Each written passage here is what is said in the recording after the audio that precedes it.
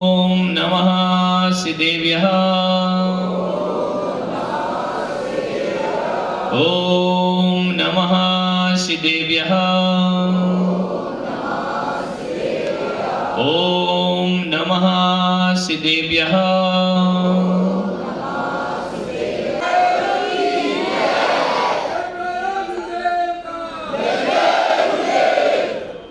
प्यारी प्यारी भव्य आत्माओं,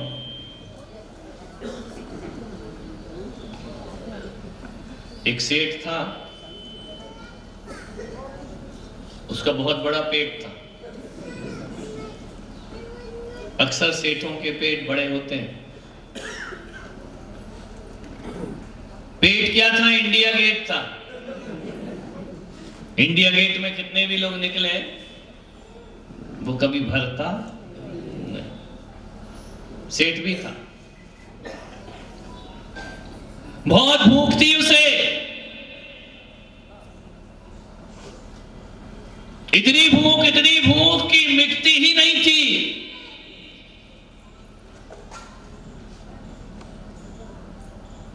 मैं तन के पेट की बात नहीं कर रहा हूं, मैं मन के पेट की बात कर रहा हूं। तन का पेट तो भर जाता है। कितनी रोटी चाहिए? 4, 40, 14। अध्यक्ष जी 40 में तो भर जाएगा ना? 4 ही चाहिए बस। कुछ खाया पिया करो, ये क्या हाल बना रखा है। 4 रोटी, 14 रोटी, 40 रोटी, इससे ज्यादा नहीं चाहिए। तन के पेट को भरने के लिए ध्यान रखना है।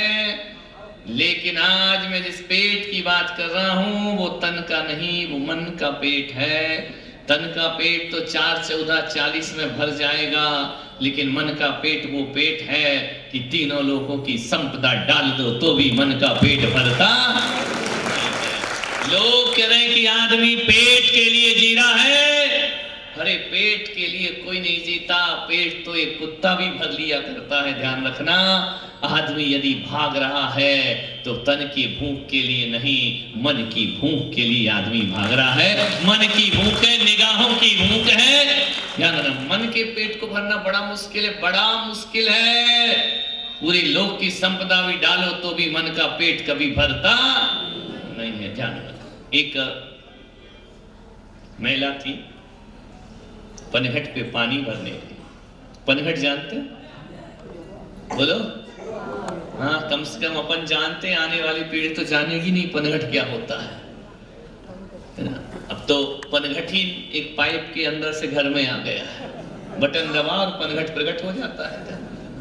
पहले पनघट जाती थी महिलाएं, 2 घड़े सिर पे होते थे, एक घड़ा हाथ में होता था, एक में रस्सी बाल्टी होती थी, और बिना पकड़े हुए चली आती थी बातें करते हुए सहेलियों से। कैसा बैलेंस बना करके रहती थी। जब से पनघट जाना बंद किया है ना, तब से घड़े का बैलेंस बिगड़ गया है। और घड़े का बैलेंस ही नहीं, आदमी के मन का बैलेंस भी बिगड़ गया है। परिवार भी बैलेंस बिगड़ चुका है। संतुलन नहीं बचा है तुम्हारे घरों में, सहनशीलता नहीं है, कोई किसी की सुनने को तैयार नहीं है। पहले कितना संयम होता था कि सिर पर घड़ा है और गिरता नहीं था। 2-2 घड़े, और सहेली से बातें करते, भले वो सास की बुराई कर रही हो, लेकिन घड़ा जमा रहता था स्थायी रूप से। ध्यान रखना। एक महिला थी, पनघट पर गई, पानी भर रही थी। उसने पनघट पे बाल्टी डाली,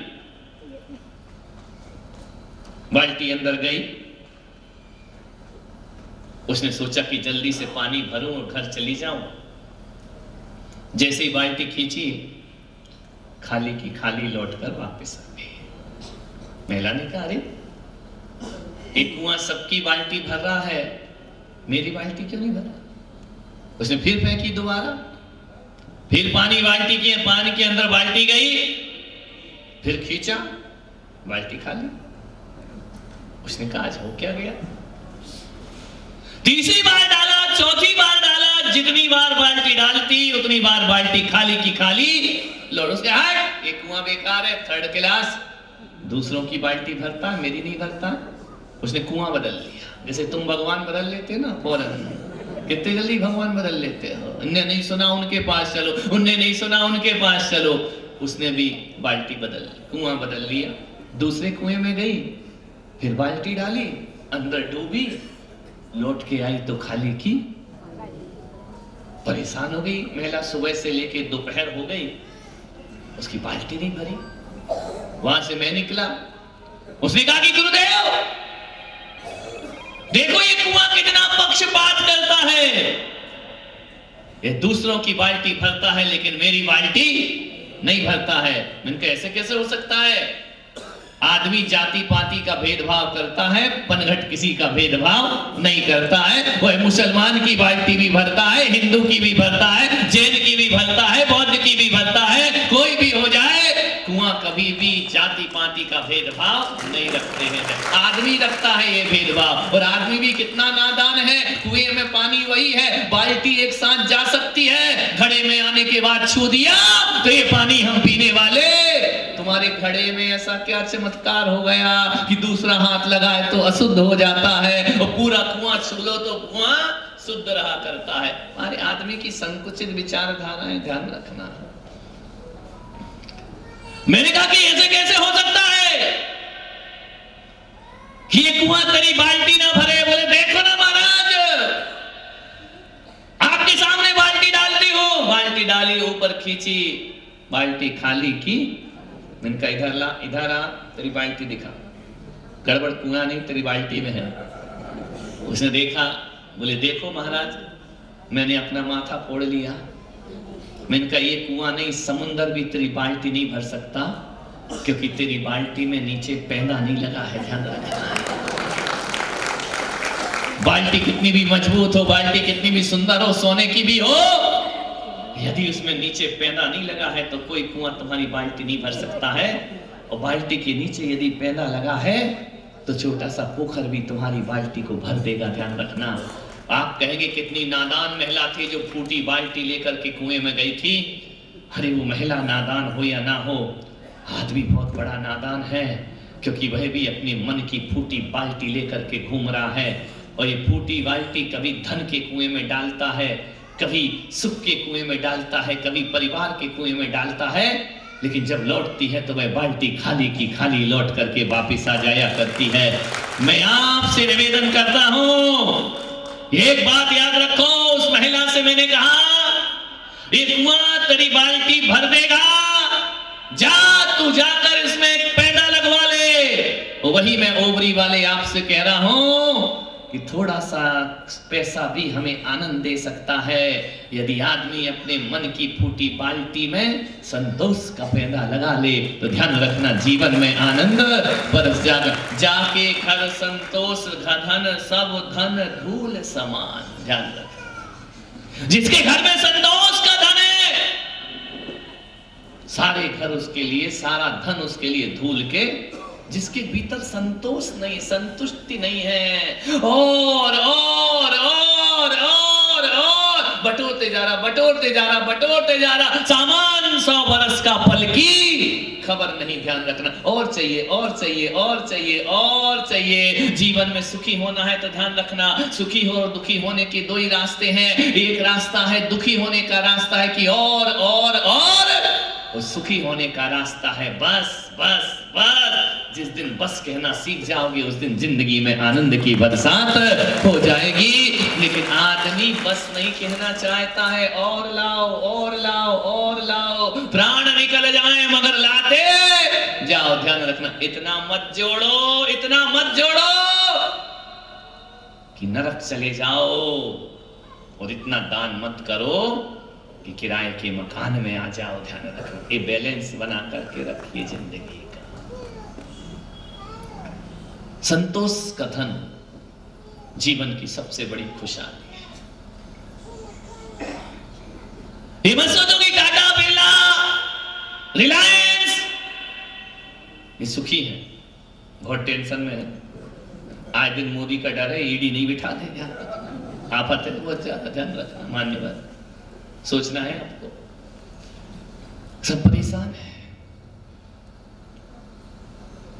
कोई सुखी नहीं इस संसार में, सुखिया दास कबीर, दुखिया जग संसार। ध्यान रखना, सारा संसार टेंशन में बैठा है। सब 10 के 20 करने में लगे हैं, 20 के 50 करने में लगे हैं। ध्यान रखना, काले को व्हाइट करने में लगे हैं। उधर मोदी नियम बनाते हैं, ऑनलाइन ऑनलाइन, यहाँ से अपन सब नियम तोड़ देते। नियम बन गया 50,000 से ऊपर की आपकी 50,000 के ऊपर का डिपॉजिट करोगे तो टैक्स लगेगा। आदमी बड़ा होशियार है, 5 लोगों के नाम लिखा के उसने बैंक में जमा कर दिए, काहे का टैक्स देना। यहाँ नियम बनते हैं और वहां नियम टूट जाया करते हैं। ध्यान रखना है, आदमी की तृष्णा, आदमी की असंतुष्टि, आदमी की भूख आदमी को जिंदगी भर दौड़ाया करती है। ध्यान रखना है। आज से निवेदन है, लोग कहते हैं कि लोग भूखे तन के लिए भाग रहे हैं, भूखे तन नहीं, भूखे मन के लिए आदमी भाग रहा है।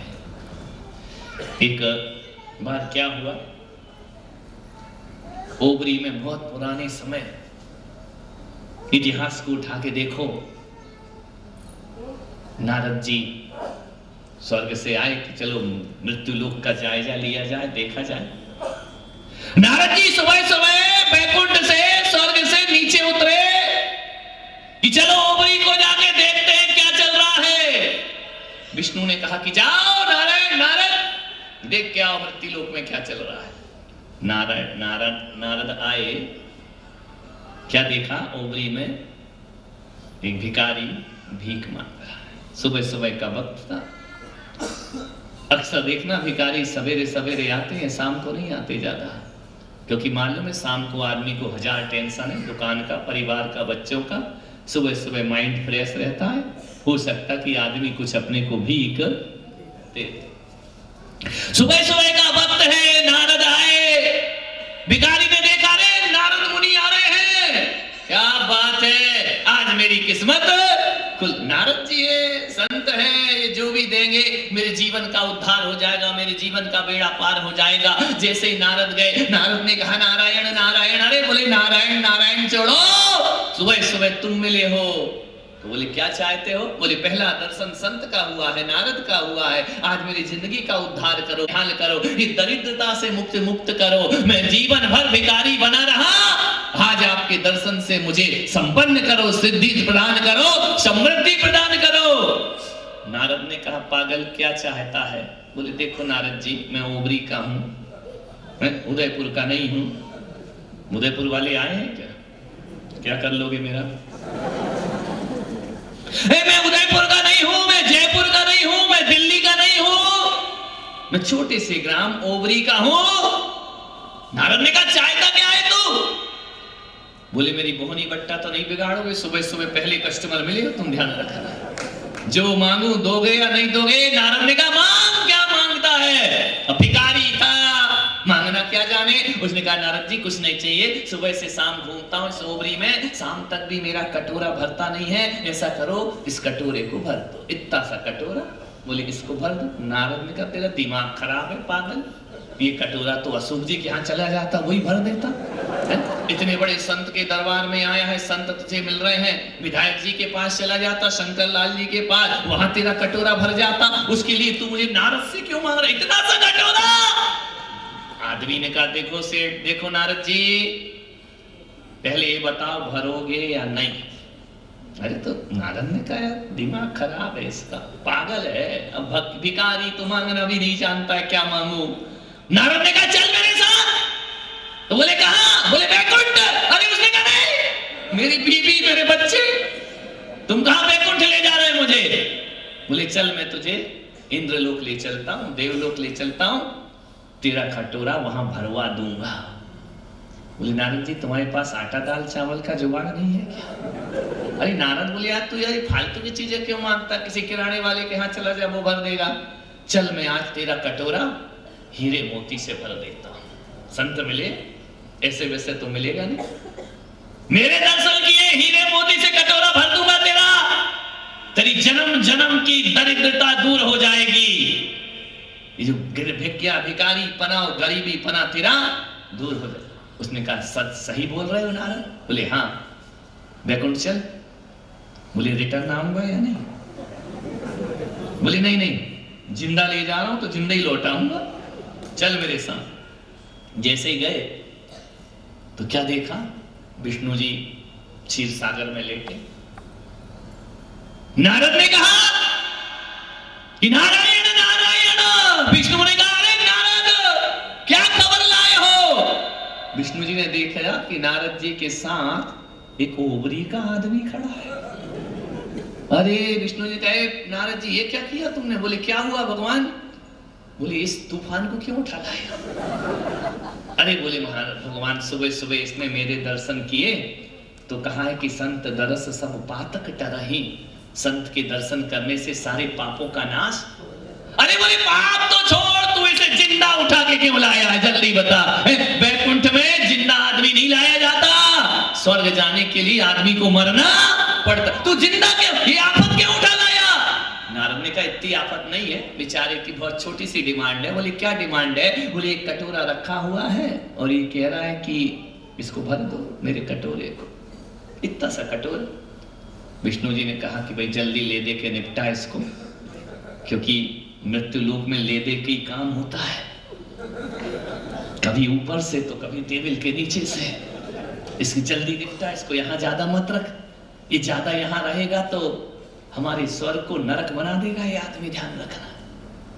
तो बोले जाओ इंद्र के पास जाओ, कुबेर के पास, इसका कटोरा भरो। कुबेर को बुलाया, धन कुबेर को। कुबेर ने कहा कि नारद जी क्या उठा लाए इस आदमी को, तुम यहाँ पर जिंदा ले आए हमारे स्वर्ग को नरक बनाने के लिए। उसने कहा नारद जी का ज्यादा मत करो कुबेर जी, जो भी है हीरे मोती भर दो, बेचारा गरीब है, दरिद्र है, भिखारी है, इसका कटोरा भर दो, ये सुखी हो जाएगा, अपना भी स्वर्ग का नाम रह जाएगा, मेरे दर्शन किए। कुबेर ने कहा क्या लाया रे, बोल क्या भरना है। बोले इतना सा कटोरा भरना, ज्यादा नहीं। बोले दिमाग खराब है तेरा, कटोरा भरने के लिए तू स्वर्ग में चल के आ गया। अरे पागल, ये तो कहीं भी भर जाता। उसने कहा देखो कुबेर जी कटोरा पूरा भरना पड़ेगा, खाली नहीं ले जाऊंगा, ध्यान रखना। अरे कुबेर ने कहा पागल भिखारी, तुझे ये भी नहीं आता किसके दरबार में खड़ा है, ये कटोरा में भर दूंगा, ला। गए एक थाल में भर के हीरे मोती लाए। जैसे ही कटोरा भरा, कटोरा खाली का। अरे नारद ने कहा क्यों रे, और ला कुबेर, और थाल भर के लाए, फिर भरा, फिर कटोरा खाली का। कहते हैं सुबह से दोपहर हो गई, ओबरी के भिखारी का कटोरा। अरे नारद परेशान, कुबेर परेशान। ने कहा यार नारद जी मैंने कहा था तुम उपद्रव लेकर के आए, तूफान लेकर के आए हो फालतू का, ये कटोरा भर नहीं रहा है इसका। कुबेर लाते जा रहे कटोरा खाली का। नारद ने कहा इधर आ रे, इधर आ। ऐसा तो नहीं तूने कटोरे में छेद कर रखा हो, और जितना हीरा भर रहे हैं वो सीधा धड़ाधड़ ओबरी में जाके गिर रहा हो, ऐसा तो कुछ नहीं है ना। उसने कहा नहीं हुजूर मैंने तो कुछ नहीं किया है। इधर ला, तेरा कटोरा कौन सी कंपनी में बनाया है, कौन से एसएस से बन करके आया है बता। जैसे ही देखा नारद ने कटोरा सिर में माथे में फोड़ लिया। बोले महामूर्ख पहले ही बता देता। बोले क्यों। बोले बता ये कटोरा तूने कौन सी दुकान से खरीदा है, उस बर्तन वाले पर ईडी बिठाई जाएगी, ध्यान रखना। कहां से ये कटोरा तूने खरीदा है। बोले कटोरा मैंने खरीदा नहीं, सुबह सुबह भीख मांगने जा रहा था, शमशान से गुजरा तो इंसान की खोपड़ी है, वो मैं उठा के ले आया हूं। नारद ने कहा कि मूर्ख, सारी दुनिया को भरा जा सकता है लेकिन आदमी की खोपड़ी को कभी भरा नहीं जा सकता है। पूरे दुनिया की संपदा भी डाल दो तो आदमी की खोपड़ी खाली रहे। अरे निकल यहां से, मेरे स्वर्ग का टाइम बर्बाद कर दिया। अरे मूर्ख पहले ही बोलता है आदमी की खोपड़ी, तुझे मैं वही फेंक के आ जाता, ध्यान रखना है। ध्यान रखो उबरी वालों, सब भरा जा सकता है लेकिन आदमी की खोपड़ी को कभी नहीं भरा जा सकता है, ध्यान रखिए। मान्यवर आपसे निवेदन है, विचार करिए, सोचिए कितना चाहिए हमें जीने के लिए। जितनी सांसें नहीं है उससे ज्यादा हम बटोरने की प्रवृत्ति में रहते हैं, ध्यान रखना। आपसे निवेदन है, तू करता वही है जो तू चाहता है, तू करता वही है जो तू चाहता है, लेकिन होता वही है जो वो चाहता है। तू करता वही है जो तू चाहता है, लेकिन होता वही है जो वो चाहता है। आवाज से वो कर जो वो चाहता है, फिर होगा वही जो तू चाहता है।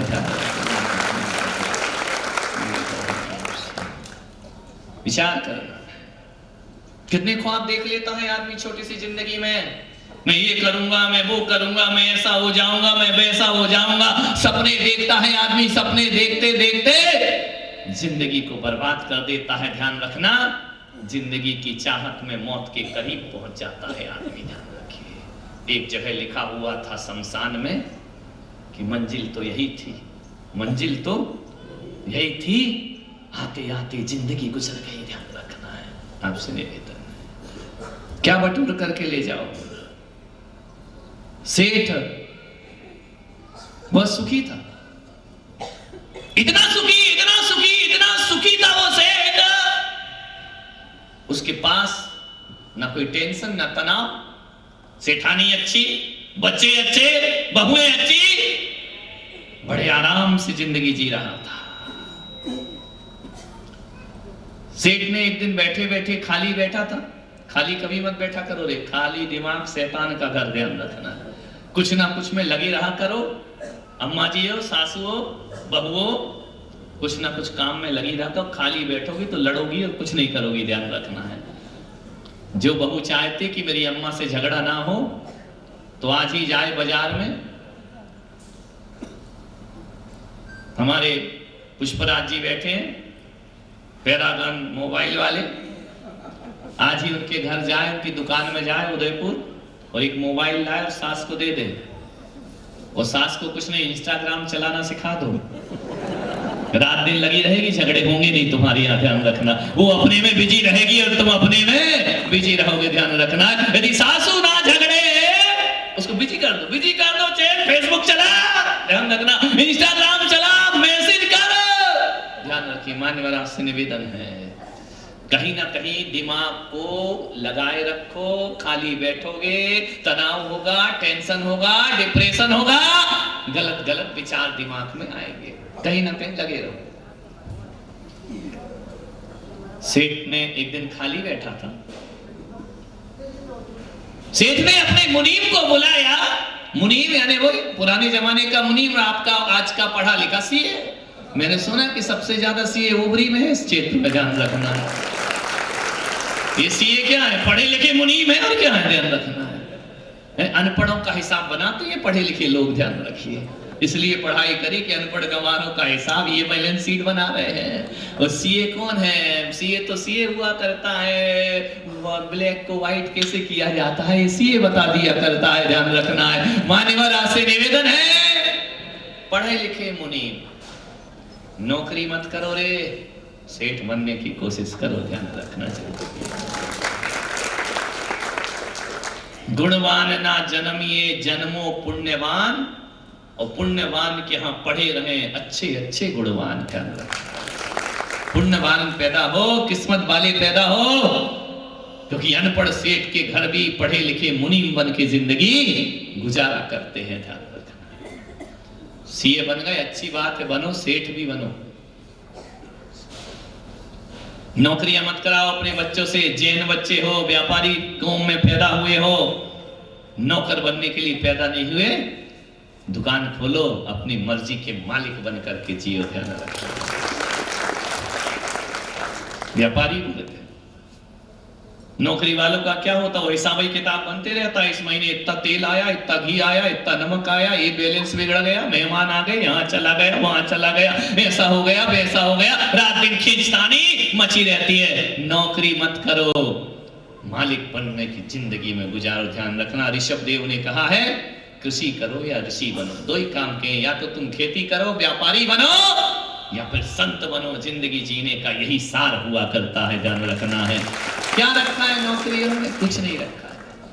ना बच्चे ढंग से पल पाते हैं, ना परिवार ढंग से हो पाता है, पति पत्नी में तनातनी चला करती है। ध्यान रखना, घर में रोज हिसाब किताब लगा रहता है, धोबी का इतना, उसका इतना, महंगाई बढ़ गई, महंगाई बढ़ गई। अरे जितना तुम नौकरी में कमाते हो ना, उतना दुकानदार अपने नौकरों को तनख्वाह बांट दिया करता है, ध्यान रखना है। इसलिए आपसे निवेदन है, ज्यादा पढ़ लिख लाओ, पढ़ लो, अच्छी बात है, लेकिन नौकरी मत करो, ध्यान रखना, सेठ बनो। सेठ ने अपने मुनीम से कहा, यार मुनीम जी जरा एक बात बताओ, मेरे पास कितनी दौलत है? मुनीम ने कहा, सेठ जी दौलत पूछो मत, इतना कमाया है तुमने, इतना कमाया है। बोले क्या कमाया है? छत पर लेकर गया मुनीम, बोले जो दूर दूर तक जो हरियाली दिख रही है, जितने खेत हैं, ये सेठ जी सब तुम्हारे हैं। मेरे हैं? यानी सेठ को खुद नहीं पता कि उसके पास दौलत कितनी है। बोले इतना पैसा है, इतना जमीन है, इतने मकान है तुम्हारे, आधा गांव तुम्हारा है। सेठ जी ने कहा, आधा गांव मेरा है? बोले हाँ। सेठ ने कहा, जरूर, मैंने कुछ पुण्य कमा के आया, सब कुछ मेरा, बहुत पैसा है। सेठ बड़ा खुश था, बड़ा आनंद में था, मेरे पास इतना, मेरे पास इतना, मेरे पास इतना। आराम से जिंदगी कट रही थी, रोज तकिए पे सिर रखता था, वो गहरी नींद आ जाती थी। ध्यान रखना, एक आदमी ने मुझसे पूछा कि दुनिया में सबसे सुखी कौन है, तो मैंने पुलक सागर के पास इतना ही उत्तर था कि जिसके पास धन दौलत माया है वो सुखी नहीं, मैं सबसे सुखी उसे मानता हूं जो तकिए पर रात सिर रखता है और गहरी नींद आ जाती है। वो सबसे गरीब वो होता है, सबसे निर्धन वो होता है जिसकी रात करवटें बदलते बीतती हैं। ध्यान रखना है, ना रात को चैन, ना दिन को चैन। मैं एक संदेश आपसे दे रहा हूं, एक संदेश आपको दे रहा हूं, एक सूत्र आपको दे रहा हूं। रात ऐसे बिताओ, रात ऐसे बिताओ कि सुबह किसी को मुंह दिखाने में शर्म ना लगे। ध्यान रख, ऐसी रात बिताओ। और दिन ऐसे बिताओ, दिन ऐसे बिताओ कि रात को चैन की नींद सो सको। और जवानी ऐसे बिताओ कि बुढ़ापे में रोना ना पड़े। और बुढ़ापा ऐसा बिताओ कि किसी के सामने हाथ फैलाना ना। ये जिंदगी का सूत्र है। उसी की रात अच्छी बीतती है जो दिन अच्छे से जीता है। ध्यान रखना, जो दिन गड़बड़ करेगा रात करवटों में बीतेगी, चैन नहीं आएगी उसको। सेठ बड़ा सुखी था। एक बात याद रखना, जिसकी दृष्टि सद्भाव पर है वो सुखी रहेगा, और जिसकी दृष्टि अभाव पर है वो दुखी रहेगा। आदमी की सोच ये है कि जो उसके पास है आदमी उसमें सुखी नहीं रहता है, जो दूसरों के पास है, जो उसके पास नहीं है उसमें दुखी रहता है। ध्यान रखना, परेशान रहता है। जो तुम्हारे पास है उसमें सुखी रहो। कभी सोचा कि तुम्हारे जेब में 90 रुपए हैं और पड़ोसी की जेब में यदि 10 रुपए दिख रहे हैं, तो तुम्हारा मन क्या सोचता है कि जैसे भी हो वो 10 का नोट उधर से निकल के कहां आ जाए, तो कम से कम पूरे, हाँ देखो प्रवचन याद है तो यही करते हो दिन भर, 10 के 100 करने के चक्कर में भाग रहे हो। कैसे भी 100 हो जाए, उसका नोट वहां से निकल के यहां आ जाए तो मेरे पूरे। आदमी 90 रुपए का सुख नहीं भोगता है, 10 रुपए के लिए पागल बना फिरता है। 10 रुपए के पीछे भाग रहा है, ये 10 का नोट, वो ये 10 रुपए। एक बात याद रखना ओबरी वालों, जिंदगी पूरी हो जाती है लेकिन 100 आज तक किसी के पूरे नहीं हुआ करते। जिंदगी हो जाएगी पूरी, 100 पूरी, वो 10 का नोट तो आने वाला है नहीं। कभी विचार करना, कभी सोचना, तुम्हारे मुंह में कितने दांत हैं? बोलो, ये भी दूसरों का मुंह खोल के देखो, तुमको भी तो दिया है ना भगवान ने। तुम्हारे मुंह में 32 दांत हैं, और यदि एक दांत टूट जाए तो जो लीलावती अंदर बैठी है ना, बैठी है ना, सारी लीला यही कराती है। ये क्या करती है? पूरे दिन 31 दांतों का सुख नहीं भोगती, पूरे दिन उसी को देखती, कहां गया कहां गया कहां गया, जीभ वहीं वहीं जाती, वहीं वहीं जाती, वहीं वहीं जाती है। वो जीभ एक दांत के लिए परेशान है। अरे बावली, एक दांत के लिए परेशान मत हो, 32 दांतों का आनंद लेने का प्रयास कर अपनी जिंदगी में। लेकिन वो जीभ इतनी चटोरी है, उसे रसगुल्ला भी अच्छा नहीं लगता, बार बार वो उसी दांत की तरफ जाती है जो दांत उसका टूट गया है। ध्यान रखना, आदमी एक दांत के लिए रो रहा है, 32 का सुख नहीं भोग रहा है। जो परमात्मा ने तुम्हें दिया है उसका आनंद नहीं मना रहे हो, जो नहीं दिया है उस पे आंसू। एक आदमी जा रहा था, सोच वाला, उसने गुलाब का पौधा देखा, उसने भगवान को गालियां बकना शुरू कर दी। भगवान तू कैसा है, कैसा अत्याचारी है, कैसा अन्याय करता है।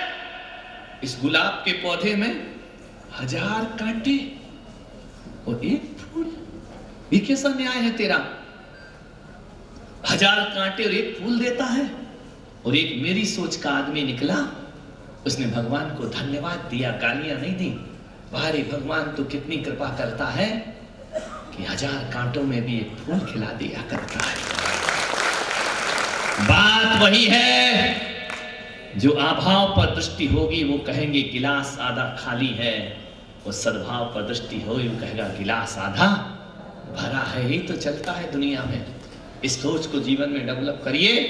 आधा गिलास खाली मत देखो, आधा गिलास भरा देखो। नहीं तो एक बार यही हुआ विधायक जी कि एक बार क्या हुआ, एक गांव में किसी वक्ता ने कह दिया कि इस गांव में 50% महिलाएं मूर्ख हैं। क्या बोला, 50% महिलाएं, पूरी महिलाएं खड़ी हो गई। ऐसे कैसे मूर्ख कह रहा, 50% महिलाएं मूर्ख कह रहा है। लड़ाई को तैयार हो गई, दंगा होने लगा। उसने अपनी भाषा बदल ली, बोले इस गांव में 50% महिलाएं बुद्धिमान है। महिलाओं ने ताली बजा दी, बोले मजा आ गया। 50% बात वही है, कहने का सलीका अलग है। ध्यान रखना, मूर्ख कहोगे तो झगड़ा कर लेंगे। इतना बोल दो 50% तो ज्ञानी बैठी हुई है, सारी महिलाओं ने ताली बजा दी। ध्यान रखना, देखने का नजरिया है, अंदाज है। सेठ ने सुना कि मेरे पास बहुत कुछ है। सेठ ऐसे रहा ऐसे रहा ऐसे रहा जैसे आसमान पे चल रहा हो। मालूम है, एक दिन सेठ बैठा था लॉन में, अखबार पढ़ रहा था। वो पढ़ते पढ़ते उसके मन में एक विचार आया, एक कुविचार। विचार भी नहीं, कुविचार।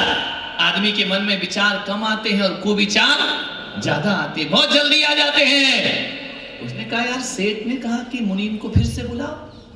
फिर आया, बोले क्यों रे मुनीम, क्या है मेरे पास। बोले सेठ जी बस इतना बता सकता हूं कि आप तो क्या, आपके बच्चे भी बैठकर खाएं, बिल्कुल ना कमाएं, तो भी तुम्हारे घर में धन की कमी पड़ने वाली। सेठ ने कहा इतना है, जाओ मुनीम तुम जाओ। बैठा था, उसके दिमाग में एक विचार कौन था। उसने कहा यार, गलत विचार कभी भी फूट सकता है मन के अंदर। दोस्ती में भी गलत विचार आ जाते हैं, पति पत्नी के बीच गलत विचार आ जाते हैं, सास बहू के बीच गलत विचार आ जाते हैं, दो दोस्तों के बीच गलत विचार आए। एक बार गलत विचार आया कि संबंधों की हत्या होने में फिर ज्यादा देर नहीं लगा करती। एक विचार आ गया सेठ के दिमाग में, यार मैंने क्या कमाया अपनी जिंदगी में। अरे मुनीम तो बता गया कि आप भी बैठकर खाओ और आपके बच्चे भी बैठकर खाएं, तो भी पैसों की कमी नहीं पड़ेगी। लेकिन सेठ के दिमाग में एक विचार पैदा हो गया कि यार तूने एक कमाया कि बच्चे बैठकर खाएं, लेकिन सेठ कभी तूने सोचा तेरे बच्चों के बच्चों का क्या होगा। एक गलत विचार आ गया। बच्चे तक तो सीमित है, बच्चों के बच्चों का क्या होगा। सेठ तो परेशान हो गए, बोले इस बारे में तो मैंने सोचा ही नहीं, और अब मेरे पास समय नहीं है, वक्त नहीं है, बूढ़ा हो गया हूं। धन देने की क्या किया दुनिया में आकर। मैंने अपने बच्चों के लिए तो कुछ किया ही नहीं, पागल हो गया सेठ, बीमार हो गया, अब खाने में मन नहीं लगता, पीने में मन नहीं लगता। एक क्षण पहले आसमान में उड़ रहा था, अब धरती पर उतर कर आ गया। मैंने क्या कमाया, मैंने बच्चों के लिए कुछ, क्या होगा उनका? मैं कुछ नहीं कर सका अपनी जिंदगी में। अभी कह रहा था, बड़ा आनंदित था कि इतना है कि बच्चे भी बैठ कर खाएं। अब टेंशन पैदा हो गया कि बच्चों का टेंशन मान्यवर बाहर और परिवार में नहीं होता। टेंशन जब भी होता है आदमी की खोपड़ी में टेंशन होता है, आदमी के दिमाग में टेंशन होता है। क्या होगा? अरे क्या होगा? जो होगा वो होगा। लेकिन नहीं, सेठ परेशान हो गया।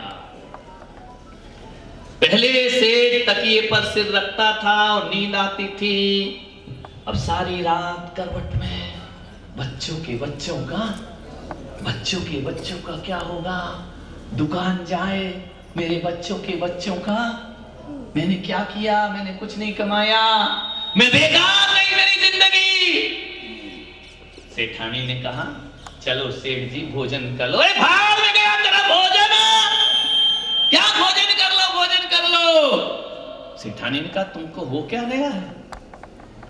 बोले, मैं बर्बाद हो गया, मेरा जीवन खत्म होने वाला है और मेरे पास कुछ नहीं है। सेठानी का दिमाग खराब, इतना तो है, तुम्हारे पास क्या कमी है? बोले, नहीं तू नहीं जानती, तू क्या समझे, क्या कमाया मैंने? बोले, पूरा आधा गांव अपना है।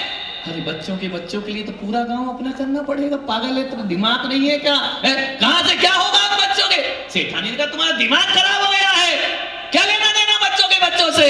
बोले, तू चुप रहे, मुझे ज्ञान बांट रही, कंगाल की घर से लेकर आया हूं, मुझे ज्ञान बांट रही यहां बैठ करके। बच्चों का क्या होगा? एक सेठ मेरे पास आया, जोर जोर से रोने लगा। मैंने कहा, सेठ जी क्या हो गया? बोले, महाराज वो 500 रुपए किलो का घी 250 रुपए हो गया। तो मैंने कहा, रो काहे को रहा है? खुश हो, आनंद तो जा, घी की पूरियां खा, पानी पूरी बना देसी घी की। बोले, नहीं महाराज मैं तो लुट गया, मैं तो बर्बाद हो गया। पत्नी खड़ी थी, मैंने कहा, क्यों ये घी बेचता है क्या? बोले, नहीं घी नहीं बेचता है। तो इनका रोका है को रहा, घी सस्ता हुआ तो मोदी सरकार को धन्यवाद दे जा करके। बोले, घी सस्ता है? बोले, नहीं मैं बर्बाद हो गया, घी तो और महंगा होना चाहिए था। मैंने कहा, ये माजरा क्या है, बात क्या है, ये क्या कह रहा महंगा होना चाहिए? मैंने सेठानी से पूछा, क्या हुआ? बोले, महाराज ये बर्बाद हो गए। मैंने कहा, कैसे बर्बाद हो गए? बोले, घी तो ये पहले भी नहीं खाते थे और अब भी नहीं खाएंगे। दुखी इस बात से है कि पहले नहीं खाते थे तो 500 बचते थे, अब 250 ही बचेंगे। आदमी को रोना है, हर हाल में ध्यान रखना, हर हाल में आदमी को रो। बोले, अब नहीं खाऊंगा तो 250 ही बचेंगे, पहले तो 500। ये घाटा लग गया उस सेठ को, ध्यान रखना है। आदमी को ऐसे घाटे लग जाते हैं, हम करें क्या? सेठ परेशान, मेरे बच्चों का खाना छूट गया, मंदिर जाना बंद, दोस्तों की महफिल में जाना बंद। सेठ चिंता में सूख के कांटा हो गया। सेठ से कहा, सेठ जी तुमको क्या हो गया है? अब किसे बताए कि मुझे क्या हो गया है? बोले, जाओ जांच कराओ, सागवाड़ा ले जाओ, सोनोग्राफी रिपोर्ट नॉर्मल। आजकल डॉक्टर इलाज थोड़ी करते, मशीनें इलाज करती हैं। डॉक्टर को दवाई लिखता है बस, ध्यान रखना। पहले होते थे जो नब्ज देख के बताते थे, अब तो सीधा टेस्ट बता दे, जाओ ब्लड टेस्ट कराओ, ध्यान रखना। ब्लड टेस्ट हुआ, रिपोर्ट नॉर्मल। यूरिन टेस्ट हुआ, रिपोर्ट नॉर्मल। एक्सरा हुआ, रिपोर्ट नॉर्मल। सीटी स्कैन हुआ, रिपोर्ट नॉर्मल। सेठ ने कहा, सब रिपोर्ट नॉर्मल है तो मैं सूख काहे को रहा? मैं परेशान क्यों? डॉक्टरों से जरा बच के रहना। ध्यान, डॉक्टर का जो सिंबल है ना, वो रेड क्रॉस है, देखा कभी? प्लस। इसका मतलब क्या होता है कि पेशेंट मरे या जिए, अपन हर हाल में प्लस। मरे तो भी प्लस और जिए, डॉक्टर कभी माइनस में नहीं हुआ करता है, हर हाल में प्लस। मान फीस तो चाहिए, मुर्गा रखा है तो रखा रहे, पैसे लाओ इधर। और अब तो लगा देंगे मशीन, मर गया है लेकिन पैसे बढ़ाओ, मीटर बढ़ रहा है, ध्यान रखिए। मान्य नहीं, यहाँ के डॉक्टरों की बात नहीं कर रहा हूँ, आत्री वालों की कर रहा हूँ। तुम्हारी तो साग बड़ा जाके करूंगा। विचार सोच, सेठ सूख के कांटा हो गया। उसका एक दोस्त मिला, राम राम सेठ जी, जय जिनेंद्र सेठ जी। सेठ जी ने कहा जय जिनेंद्र। बोले सेठ जी इतने हट्टे कट्टे थे तुम, तुम्हारा बड़ा पेट था, इंडिया गेट था, ये क्या हो गया तुमको, सूख के कांटा हो गए। सेठ ने कहा यार मुझे खुद पता नहीं कि मुझे क्या हो गया है, ना मंदिर में मन लगता, ना दुकान में मन लगता, ना खाने में मन लगता, ना घूमने में मन लगता, ना दोस्तों के पास मन लगता। तो उससे पूछा कि प्रॉब्लम क्या है, जांच क्यों नहीं कराता, दवाई क्यों नहीं लेता। बोले एक हकीम एक डॉक्टर नहीं बचा जिसकी दवाई नहीं ली, सारी जांच मेरी हो गई। रिपोर्ट क्या है, बोले नॉर्मल। तो बोले फिर परेशानी क्या है, बोले मैं खुद नहीं समझ पा रहा। तो बोले एक काम कर, अपने ओवरी में एक संत पधारे हैं, तो उनके पास चला जा। अरे उसने कहा क्या यार तेरा दिमाग खराब है, ये साधु संत क्या इलाज करेंगे, बड़े बड़े डॉक्टर फेल हुए जा रहे हैं, हकीम फेल हुए जा रहे हैं, ये बाबा क्या इलाज कर। अरे बोले तू चला तो जा, अरे संत कुछ।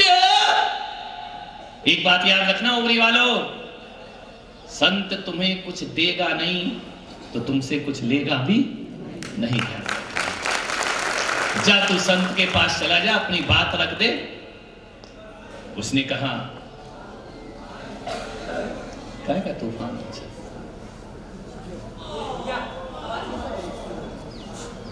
बच्चे शांत हैं, टीचर हल्ला मचा रहे हैं, लफड़ा ही हो गया है आजकल। बच्चे कितने अच्छे से धर्म ध्यान कर रहे हैं, वो वहां मारामारी कर रहे हैं, ये शिक्षा देंगे। एक बार ये हुआ, एक आदमी को 4 बच्चे उठा के ले जा रहे हैं जबरदस्ती। उनसे पूछा क्यों रे लड़के कहां ले जा रहे हैं इस आदमी को, बोले स्कूल। बोले इतना बड़ा आदमी स्कूल पढ़ेगा क्या, बोले नहीं टीचर है, 8 दिन से नहीं आ रहा। बच्चे पढ़ाने ले जा रहे हैं उसको, ध्यान रखना। ये तो हाल है देश की। अब बच्चे नहीं, मास्टर स्कूल नहीं जा रहा है। मान विचार, सेठ सूखे काटा हुआ। सेठ ने सोचा कि चलो कोई बात नहीं, संत है ये कह रहा है, चलते हैं बात रख देंगे, बिगड़ता क्या है। गए संत के पास, संत बैठे हुए थे कुटीर में, जाके प्रणाम किया, रोने लगा, आंसू बहाने लगा। संत ने कहा कि सेठ कोई गरीब रोए तो बात पता चले, तुम नगर सेठ, तुम्हारी आंख में आंसू। बोले बहुत दुखी हूं महाराज। क्या दुख है तुमको, बोले यही तो समझ नहीं आ रहा है मुझे। संत ने पूछा तेरी बीवी खराब, अरे बोले बीवी बहुत अच्छी है, कलयुग की सीता है। बोले अच्छा। तो सेठ तुमको बच्चे नहीं, अरे बच्चे तो 5-6 हैं। तो प्रॉब्लम क्या है, बच्चों की शादी नहीं हो रही, अरे हो गई, 5 बच्चों की शादी हो गई, 3 की तो तलाक देके दूसरी बार हो गई। तो बोले अब सेठ तुझे प्रॉब्लम क्या, तलाकशुदा की भी हो गई। तो बोले परेशानी है महाराज। बोले क्या, तेरे पास पैसा नहीं, अरे पैसा नहीं होता तो सेठ कौन बोलता मुझे। तो संत ने कहा फिर तुझे दिक्कत क्या है, क्यों रो रहा है। पत्नी अच्छी, बहुएं अच्छी, बेटे अच्छे, पैसा है, रो क्यों रहा। संत जी कुछ दिन से, 1 महीने से बहुत परेशान हो गया हूं। क्या हुआ सेठ जी, मेरे मन में एक चिंता मुझे खाए जा रही है। क्या चिंता खाए जा रही, कि मैंने अपने घर का हिसाब लगाया, मेरे मुनीम ने मुझे बताया कि तुम्हारे पास सेठ इतना है कि तुम भी बैठ के खाओ और बच्चे भी बैठ कर खाएं। तो संत ने कहा अब रोता काय को है। बोले बीमारी तो अब शुरू ही है अगली वाली। बोले क्या, बोले मैंने कुछ नहीं किया अपने जीवन में महाराज, कुछ नहीं कमा पाया। बोले इतना तो कमा लिया, अरे उससे क्या होगा, मेरे बच्चों का जीवन चलेगा। टेंशन इस बात का है कि मेरे बच्चों के बच्चों का। संत ने कहा धत तेरे की, ये टेंशन लेके घूम रहा कि मेरे बच्चों के बच्चों का क्या होगा। बताओ महाराज कोई इलाज हो, मैं ठीक हो जाऊं, मेरे बच्चों के बच्चों की व्यवस्था हो जाए, मैं शांति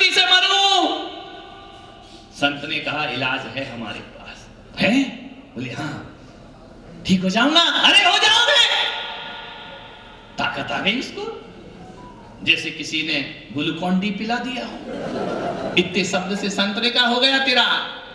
महाराज कब हो जाऊंगा ठीक? बोले आज ही, इसी वक्त, एक दिन का समय दे। सेठ ने कहा एक दिन क्या, आप जो कहो वो कर दूंगा मैं, मुझे समाधान बताओ मेरे बच्चों के। बोले तेरे बच्चों की बात छोड़, मैं तेरे 7 पीढ़ियों की व्यवस्था करता हूं। उसने कहा 7 पीढ़ी? संत का आशीर्वाद मिलेगा, 7 पीढ़ियों की व्यवस्था हो जाएगी। अरे बोले फिर तो मैं फिर से पुरानी जिंदगी आराम से जीऊंगा। बोले महाराज ये करने के लिए मुझे क्या करना पड़ेगा?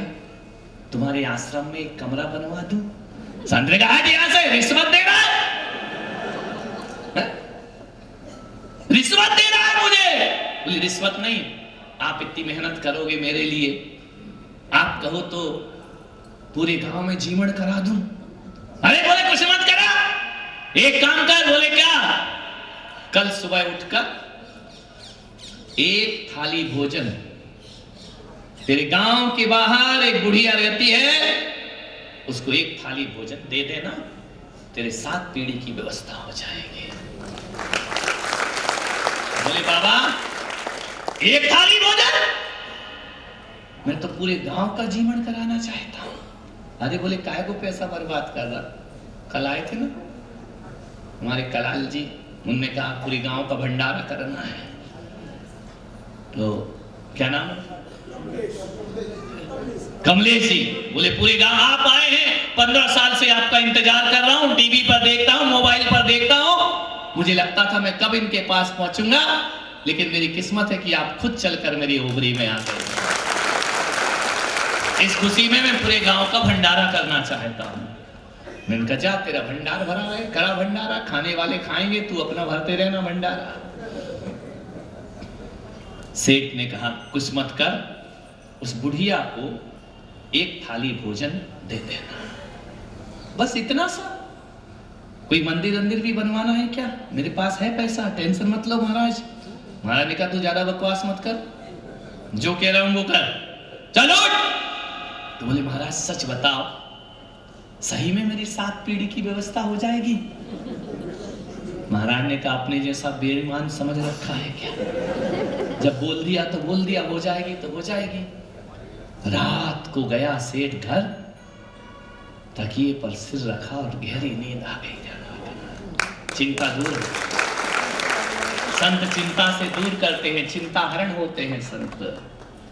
मालूम है अमेरिका के लोग मुट्ठी भर गोली खा के सोते हैं और भारत के लोग गाली खा के उठते हैं। वो नींद की गोलियां खाते तब नींद आती है, अपने यहाँ ऐसे सोते खर्राटे मार कि सुबह 2-4 गाली नहीं पड़े तब तक उठते ही नहीं है। ध्यान रखना, कितना सुख है अपने भारत में। जोर से बजाओ, कोई सो रहा हो तो उठ जाए। सेठ सो गया, सुबह उठा 4 बजे, नहाया धोया, बहुत दिनों बाद नमो हरिहंताणम नमो सिद्धाणम नमः शिवाय नमः शिवाय जाप कर रहा भगवान का। सेठानी ने कहा आज क्या हो गया? B12 की गोली खा ली क्या तूने? ये ताकत कहां से आ गई तेरे अंदर? अरे चुप रहे, जल्दी से खाना बना। सेठानी ने खाना बनाया, सोने की थाली, 56 भोग। इतना सा तो काम करना है, पैसा तो बहुत था।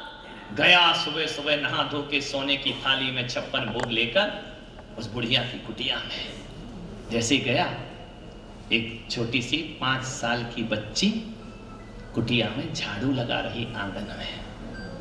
सेठ ने कहा बेटा देख कौन आया है। बच्ची ने ऊपर से नीचे तक देखा, कौन हो तुम? बोले मैं नगर सेठ, इस नगर का सबसे बड़ा धनपति हूं मैं, तुम्हारे घर आया हूं। बच्ची ने कहा सेठों का मेरे घर में क्या काम, हम तो झोपड़ी में रहते हैं, हमें क्या लेना देना सेठों से। बोले नहीं तुझे लेना देना नहीं बेटा, मुझे लेना देना है, मैं आया हूं। तो बोले क्या करना है? बोले अपनी अम्मा को बोला कि नगर सेठ तेरे दर पे आए हैं। बोले सेठ जी बैठ जाओ यहीं पर। उसने एक खाट बिछा दी, बैठो आराम से। अम्मा को तो बोला बोली मेरी अम्मा भगवान का भजन कर रही है, पूजा कर रही है, जा बोल सेठ आए।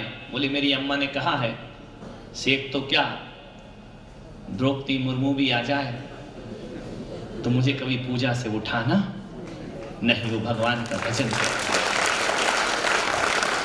भगवान से बड़ा उसके लिए कोई नहीं होता है। आप नगर सेठ होंगे, मेरी अम्मा भगवान का भजन कर रही है। अच्छा बेटा भजन कितनी देर करेगी तेरी अम्मा? बोले टाइम देख के नहीं करती। ये कोई पुलकसरा का प्रवचन नहीं कि 10:30 10:15 अब बंद करो। वो तो बैठ गई भगवान के भजन में। वो अपने सामने कभी घड़ी नहीं रखा करती है, जो बिना गिने हमें देता है, हम उसका गिन गिन का नाम क्यों लेते हैं? वो तो बिना गिने देता। मेरी माँ घड़ी देख के नहीं, फिर भी बेटा कितनी देर करती है? अरे कभी कभी तो सेठ जी 1-1 घंटा करती है। सेठ ने कहा 1 घंटा यहाँ बैठूंगा तो दुकान में कौन जाएगा? सेठ ने कहा बेटा बोल दे। बोले मैं नहीं बोल सकती सेठ जी। 2 घंटे बैठा सेठ, ध्यान रखना बैठा। बोले बैठो इंतजार करो, भजन कर रही भगवान का। अरे बोले बेटा 2 घंटे हो गए, कब उठेगी तेरी अम्मा भजन से? बोले सेठ जी कभी कभी तो 1-1 दिन नहीं उठती है, लगी है हरि भजन में, भगवान के भजन में, परमात्मा। अरे सेठ ने कहा बंटा ढाल हो गया मेरा, ये महाराज ने तो मुझे फंसा दिया, ये तो उठ ही नहीं रही है। सेठ ने कहा बेटा प्लीज देख ले। बोले नहीं सेठ जी कुछ भी हो जाए मैं अम्मा को भजन से उठाऊंगी।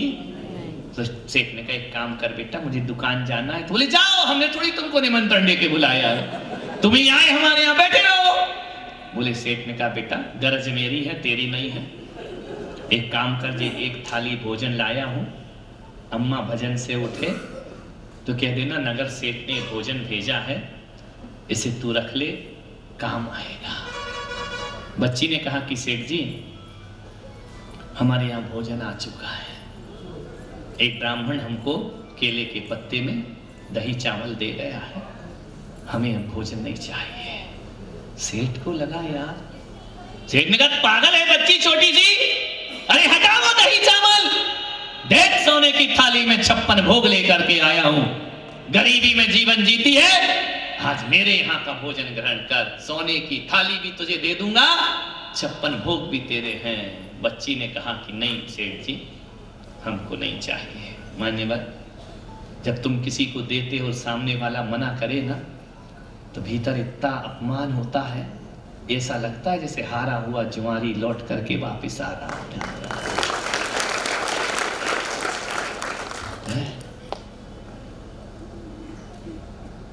सेठ की बालिका ने, उस बच्ची ने कहा सेठ हमें भोजन नहीं चाहिए। बोले क्यों? बोले मेरी अम्मा कहती है कि बेटा एक बार यदि किसी के घर से भोजन आ जाए तो दूसरा भोजन किसी का स्वीकार नहीं करना, आज के जीने के लिए बहुत है। सेठ ने कहा एक काम कर, मेरे सब पकवान हैं ये कल भी काम आ जाएंगे, एक काम कर बेटा इसे तू कल खा लेना, तेरी अम्मा कल खा लेगी। उस 5 साल की बच्ची ने कहा कि सेठ जी आप भोजन वापस ले जाओ। बोले क्यों? बोले कल काम आ जाएगा। उस बच्ची ने कहा कि सेठ जी हम कल की चिंता नहीं करते। सेठ को लगा कल की चिंता नहीं करती है 5 साल की बच्ची। बोले बेटा कल किसी ने भोजन नहीं दिया तो बोले नहीं मेरी अम्मा ने कहा है कि कल की चिंता मत करो, जो भूख देता है वो दाना भी देता है और जो प्यास देता है वो पानी भी दिया करता है, हम कल की चिंता नहीं करते हैं, हम आज में जीते हैं और अभी में जीते हैं। बोले बेटा कल के लिए कुछ नहीं। बच्ची ने कहा वो चिड़िया देखो, मेरे आंगन के पेड़ में वो चिड़िया बैठी है ना, सुबह से जाती है दाना चुगती है और उसी चोंच से खुद खाती है, उसी चोंच से बच्चे को खिलाती है और उसी चोंच से अपना घोंसला बनाया करती है। लेकिन वो चिड़िया जब शाम को घर लौटती है तो कल के लिए दाना भी लेकर के नहीं आया करती है। ध्यान रखना, जब एक चिड़िया कल की चिंता नहीं करती तो मेरी अम्मा ने कहा कि हम कल की परवाह नहीं कर। सेठ के हाथ से थाली छूट गई, उसे लगा यार ये 5 साल की बच्ची कह रही है कि हम कल की चिंता नहीं करते, और मैं 80 साल का सोचता हूं कि बच्चों के बच्चों का क्या। उसे लगा कि ज्ञानी ये है या ज्ञानी मैं हूं। सेठ की थाली छूट गई, सेठ वापस लौट गया। सेठ ने कहा मैं भी कैसा पागल था, क्या सोच रहा था महीने भर से कि मेरे बच्चों के बच्चों का क्या होगा। बच्ची कहती है जो भूख देता है वो दाना भी देता है, और जो प्यास देता है वो। अरे सेठ इतना सोच लेता कि बच्चों के बच्चों के लिए जोड़ के चला जाऊंगा, कौन से मेरे बच्चे लूले लंगड़े पैदा होने वाले हैं जिनके लिए मैं जोड़ के जाऊं। अरे मेरा बाप मुझे कुछ नहीं छोड़ गया तो मैंने कमा लिया। अरे सेठ इतना सोच लेता कि पूत कपूत तो का धन संचय, और पूत सपूत तो का धन संचय। ध्यान रखना, जोड़ जोड़ के मर जाता है आदमी, स्वयं भोग नहीं कर पाता है। मान्यवर आपसे निवेदन है, जो कमाया है ना वो अपने पास रखो और खर्च करो। ओबरी वालों, जोड़ जोड़ के मर जाओगे। जब नहीं था तब भी कंगाल जैसे जी, और आज है तब भी कंगाल जैसे जीवन जी। ये कोई जिंदगी हुआ? ये कोई जीवन है? लक्ष्मी के 3 ही रूप हैं, दान भोग और नाश। ध्यान रखना, या तो जो कमाया है उसका भोग कर लो, दान कर दो धर्म की राह पर, वरना उसकी तीसरी दशा नाश तो होने ही वाली है। तुम्हारी औलाद ही तुम्हारा नाश करेगी। ध्यान रखना है, एक पीढ़ी कमाती है, दूसरी भोगती है और तीसरी बर्बाद करती है। ध्यान रखना, लक्ष्मी का यही रूप हुआ करता है। आपसे इतना सोच लेता सेठ, थोड़ा सा चिंतन कर लेता, तो महीने भर जो सूख के कांटा हुआ ना, ये महीने भर की जिंदगी और आनंद बटोर कर दुनिया से चला जाता। सेठ सोच लेता कि सामान 100 बरस का, पल की खबर नहीं। ध्यान रखना, चिंता और चिता, चिता मुर्दे को जलाती है, लेकिन चिंता जीते जी इंसान को जलाया करती है। ध्यान रखना, आपसे मेरा निवेदन है, एक बिंदी का फर्क है बस। चिता के ऊपर एक बिंदी रख दो तो क्या बन जाती है? चिंता बन जाया करती है। एक मुर्दे को जलाती है, एक जिंदा को जलाती है। ध्यान रखना है, आपसे मेरा निवेदन है, जोड़ कर रख लो चाहे कितने भी हीरे मोती, मगर ये याद रखना कफन में जेब नहीं होती। ध्यान रखना, जब जाओगे एक चुटकी आटा भी तुम्हारे साथ जाने वाला नहीं है। कोई कहता है सोने के महल बनाएंगे, कोई कहता है हम शहंशाह बन जाएंगे, मगर ये ना समझा आदमी जीवन की क्या औकात है। 4 दिन की चांदनी और फिर अंधेरी। 4 दिन की जिंदगी के लिए आदमी कितनी चिंताएं करता है। ध्यान रखिए, आपसे मेरा निवेदन है, बड़ी विनम्रता से आग्रह है, ज्यादा जोड़ जोड़ के मत मरो। कुछ काम करके जाना। दुनिया में आने वाले जाते हैं रोज लाखों, बेकार खाने वाले। ध्यान, लाखों लोग जा रहे हैं। आपसे निवेदन है, कोई काम नहीं आता दुनिया में। ये तुम्हारे हाथ है ना, जब तुम्हारी आंखों में आंसू आते हैं तो केवल एक उंगली ही आंसू पहुंचती है, बाकी तो सब तालियां बजाती हैं। निवेदन है आपसे, कोई भी दुनिया में काम नहीं आता है।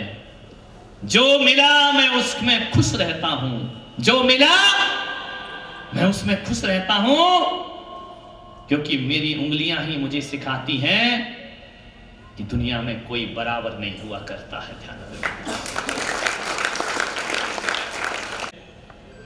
बड़ी विनम्रता के साथ आपका समय हो गया, बच्चों के भी स्कूल का समय हो गया है, और अपनी जिंदगी का समय कब हो जाए ये किसी को पता नहीं है।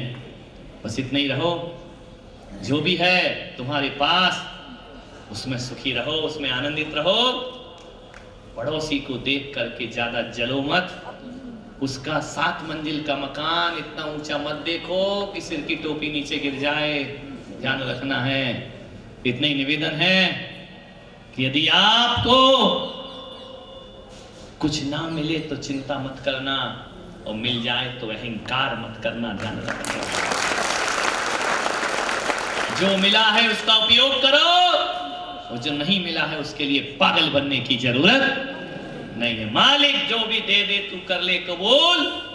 कभी कभी फूल कांटों में खिलते हैं, ये ऐसी जिंदगी जियो कि राजी है हम उसी में जिसमें तेरी रजा है, और यहाँ यूं भी वाह वाह है, यहाँ त्यों भी वाह वाह है।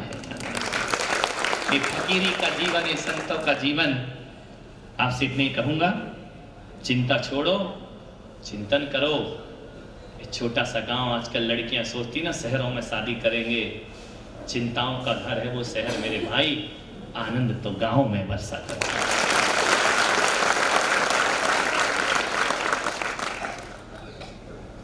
शहरों में बाप की दौलत पे जितना शौक करना है कर लो बेटा, जब अपना कमाते हो तो खर्चे भी नहीं निकलते हैं। आपसे निवेदन है, संतुष्टि का जीवन जियो, जाके घर संतोष धन, सब धन धूल समान। आपसे आग्रह है कि आप जीवन को बदलने का सूत्र मैंने दिया उसे बदले। 10:30 बज गए हैं। इतना ही आग्रह करूंगा कि यहाँ पर एक पुलक मंच का गठन की तैयारियां चल रही हैं। आखिरी में 40 घर के समाज 60 सदस्य बनकर के खड़े हो गए। पुलक मंच एक टीम है, पूरे हिंदुस्तान की 250-300 शाखाएं, 10,000 लोगों का एक संगठन है जो आपको पूरे देश से जोड़ने में कारण बनेगा। मैं चाहता हूं कि यहाँ पे जो भी लोकल मंच मंडल होंगे उनकी सीमा ओबड़ी तक है, और पुलक मंच पूरे हिंदुस्तान में फैला हुआ है। एक ऐसी टीम यहाँ पर भी तैयार हो, महिलाओं की, पुरुष वर्ग की, शादीशुदा हो या बिना शादी के हो। बिना शादी वाले कर लो रे, शादी हो जाएगी, ध्यान रखना। वो जिनकी हो गई उनने कौन से झंडे गाड़ दिए, बहुत बड़ी बात। तो आपसे निवेदन है, पुलक मंच की टीम यहाँ पर तैयार हो। फिर मैं चाहता हूँ कि उन सबको गुरु मंत्र प्रदान किया जाए। मंत्रों में एक शक्ति होती, एक अनुष्ठान होगा, और जीवन में तमाम परेशानियां, दिक्कतें आती हैं, दुनिया में कहीं भी घूम लेना, मजाक सब बनाएंगे, समाधान संतों के पास मिला कर। आप उससे जुड़े। आज शाम तक पूरे नाम दे दीजिए, 30-40 नाम तो हो गए हैं, और शाम तक दे दीजिए। परसों के दिन एक अनुष्ठान, एक जाप, एक हवन, एक प्रक्रिया, एक गुरु मंत्र, जीवन जीने की कला, जीवन को कैसे खुशहाल करें।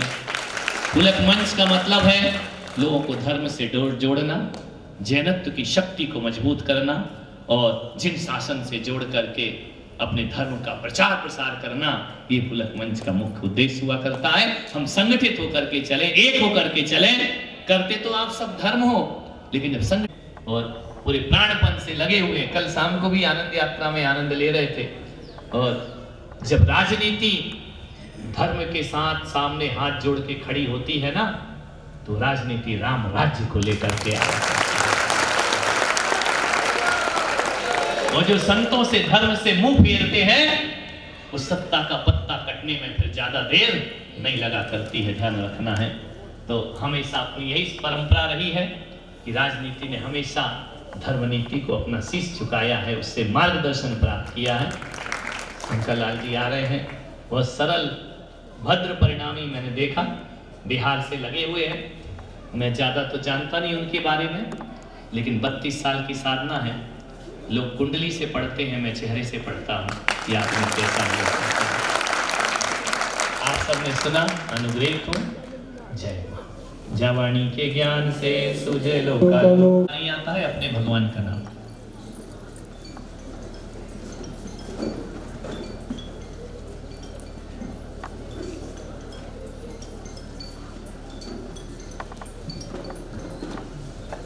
सभी आपस में जय जिनेंद्र करें। कल का नियम पालन किया था, क्या दिया था?